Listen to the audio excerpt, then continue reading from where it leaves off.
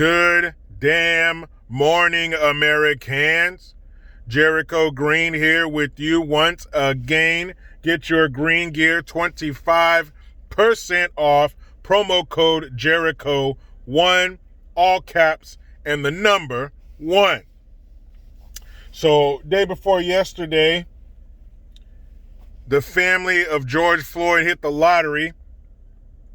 $27 million settlement granted to them. And if memory serves correct, legal settlements are tax-free. So if I'm wrong, let me know in the comment section. I'm not up on Minnesota law, but I'm pretty sure that legal settlements are tax-free, so they should get every bit of that $27 million. So also, if memory serves correct, I thought a human life was worth $4.5 million. There was only one George Floyd, so I'm not sure where this $27 million comes from. But after rewatching the video, number one, the optics are bad. Now, I don't believe that the optics are bad all the way through, because in the beginning, number one, he is, so he was accused of passing a counterfeit bill to get cigarettes. And so the two guys who come out and approach them, because you can see from all these different businesses, security cameras, the two people that come out to approach him, because he goes outside and he's sitting in a vehicle with 2 or 3 other people. The two people that come out and approach him, one is Asian and one is black. So potentially the police were called by 2 people of color. So police show up. The other people exit the vehicle peacefully. He resists. You can see the officers trying to struggle and pull him out. He's a big man, 6'7". Looks like he's probably 250, 260. Huge. So the 2 officers are struggling, trying to get him out. They get him cuffed and on the ground. All that, I don't have a problem with. When the other cops show up and they take him over to the cop car, and the other cops, 3 cops got to get on him. 1 on his legs, 1 on his torso, and 1 on his neck. Now, these are, from what I read, these kneeling on somebody's neck like that is per department regulations. Whether or not these regulations are outdated and should be updated, that's not up to the officers. They were going by the rules and regulations presented to them. So him putting his knee on his neck was legal. It wasn't on his throat here. It was on the side. And so the officers are on him. And before he gets out of the vehicle, he's claiming that he can't breathe. So was that a truthful claim? You know, later on when they had him on the ground, I don't know. But before they take him out, he's saying, I can't breathe. There's footage of an officer who, when they finally get him in the back of the car, he stands there with him. He claims to be claustrophobic. Now, when they found him, he was sitting in the front of the car. So I don't know if claustrophobia only kicks in when you're in the back of a car, but he's sitting in the front of the car in the driver's seat, no problem.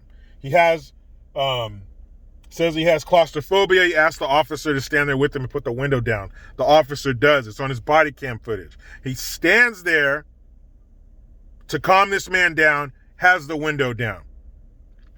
More cops show up. They get him out. They get him on the ground. That's when they're all kneeling on him, he puts his neck on him. Now, like I said, the optics are bad, but we have to look past that and look at what actually happened and were they using proper tactics? And according to the rules of their department, they were. Now, where I have a problem is once George Floyd is passed out. Now, if somebody's resisting, you get him down. You don't just automatically jump off of him and assume he's going to be a good boy now. So I understand them staying on him, but once the dude loses consciousness, so once he's unconscious, he can't be a threat. I'm no doctor, and I don't play one on TV, but once somebody is unconscious, they are no longer a threat. That's when the officer should have gotten off of him. Now, would that have made a difference? I don't know. But he was also under the influence. They found fentanyl in his system. They found methamphetamine in his system. And and the only reason I'm about to bring up his past is because it has bearing on what happened to him. Now, people are talking about, oh, he put a gun to a woman's stomach, and he did. I read the report. He did do that. But all his past crimes have no bearing on what happened. But what does have bearing is he has a lot of drug charges. So he was a dope fiend.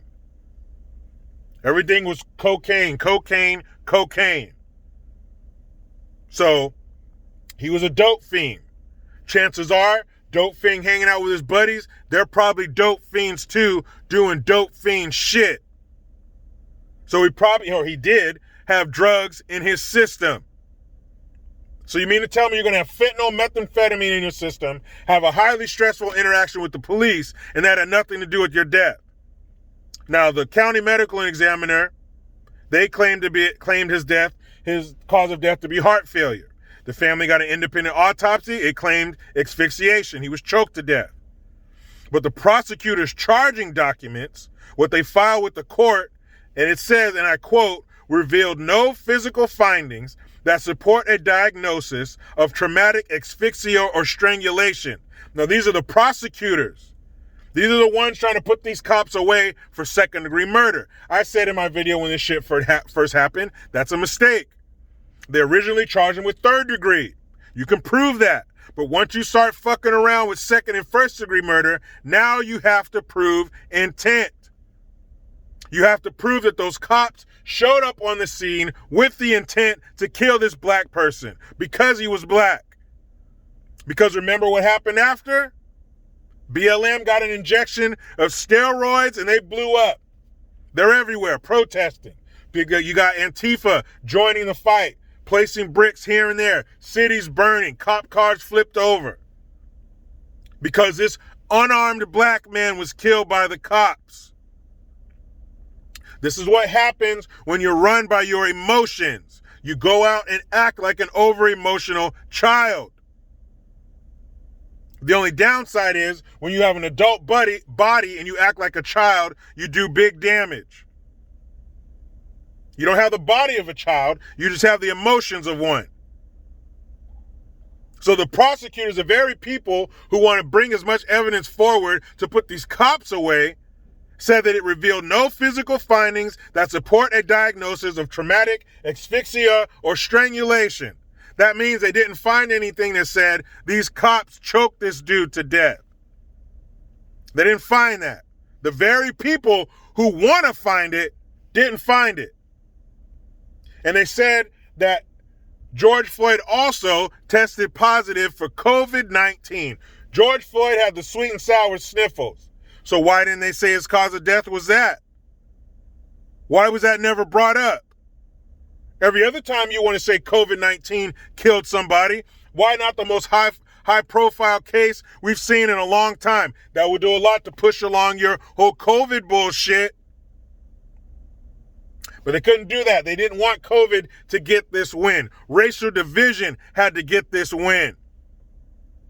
And they did. $27 million. Who's paying for that? There ain't a bake sale big enough to cover that tab. Ain't a car wash big enough to cover that. Taxpayers. That's who. You very same people who are raking through the wreckage of your business, your property, your job, who couldn't move about the city freely because it was on fire. All of you who are affected negatively by this bullshit, by these riots, because that's what they were. They weren't protests. Remember that shit where the dude, there's a fire in the background. This motherfucker says this is mostly peaceful. So all you same people who have to deal and sift through the wreckage of this, you are going to pay for this. Because that comes out of the deepest pockets they have, the taxpayers. 27 mil. Like I said, once that man went unconscious, or at any point where he was no longer a threat, they should have fucking got off of him. Put him in the back of the car. Claustrophobic or not, that's where you're going. If you don't want to get in the back of the car, get a paddy wagon, get something bigger. You're getting in the back of something and we're taking your ass to jail for passing counterfeit bills, for resisting arrest. But let's say the treatment by those police did play a part in his death. It wasn't the only part. The man was on fucking drugs. Big time drugs. We got an epidemic now with fentanyl. And that's what he had in his system. What's it called? Agitated delirium, excited delirium. It's when your body basically does a fucking adrenaline dump. Because it says some of the actions that somebody under excited delirium would take would be surprising energy, violence. Now, he didn't get violent, but he was resisting. That's why they arrested his ass in the first place. You can see in the very beginning, the officers grabbing his arm and pulling him out of the vehicle. Meanwhile, his homies just got out. They're sitting on the curb. You could hear them telling him in the video, man, just get in the back of the car. What are you doing, man? Get in the back of the car. They're fine because they didn't resist. It's sad all the way around. That man lost his life. He didn't plan on dying that day. All the shit that happened after. And what's to come if they allow it. Because you know damn good and well if the trial took place and these cops got off under Trump, you already know. Whether you like Trump or not, left or right, whatever the fuck, you know that's true. So let's see what happens when the verdict comes back not guilty under Biden. Because that's what's going to happen. You should have left it at third degree or gone even lower than that. Manslaughter, negligent homicide. You had to go to second degree murder. Now you got to prove intent. Maybe that's part of their plan. Maybe they bumped up the charge. Actually, I think they bumped up the charges to appease the mob. Those charges weren't good enough. Okay, now you're fucked. Now you work yourself into a corner, into a second degree murder corner. Now you have to prove intent. How are you going to prove that all three of these men and the other 2 or 3 officers, they're being charged with basically aiding and abetting homicide? So not as a stiff of a charge, but you know, if that dude, if Chauvin, is that his name? If he gets off, they're getting off. But if he gets off, which is probably going to happen because you fuck with the charges, we'll see how many cities burn.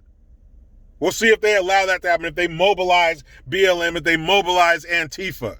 Probably not, because they don't want Biden's perverters to look bad. They don't want our grandpa in chief to look bad. They don't want our, hey, this isn't the mall. Got any word it's original? They don't want him to look bad. Which is bullshit. We are the ones who pay for this. All this political back and forth and strategy and using all these things to tug at our heartstrings to get more political power, we lose. We are like the kids in a divorce. We lose. Every time. So let's see what happens. Congratulations to Minnesota's latest lottery winners, the Floyd family, 27 mil. What are you going to do with it? And you know what I hope? I hope people start hitting them up for money. All these groups like, hey, man, we're out here protesting, rioting and shit in his name. You going to break us off? What are the cities like? Well, I know you were awarded 27 mil, but a little price tag or what happened, so we're going to take 5 mil off the top. Some bullshit. The family don't deserve no 27 million, but they have to do that because they don't want to be called what? You already know. Their favorite word. But I'll tell you this, I'm about to get home with my beautiful wife and kids. But you know how it goes. I try to be done with the left, but they just won't let me. Please subscribe. Hit that notification bell because every time it rings, a piece of shit lefty cries. Get your Jericho Green notification tone, link in the description box. Utilize the PayPal link and the Teespring link to get your green gear. I am Jericho Green. Man, I'm out.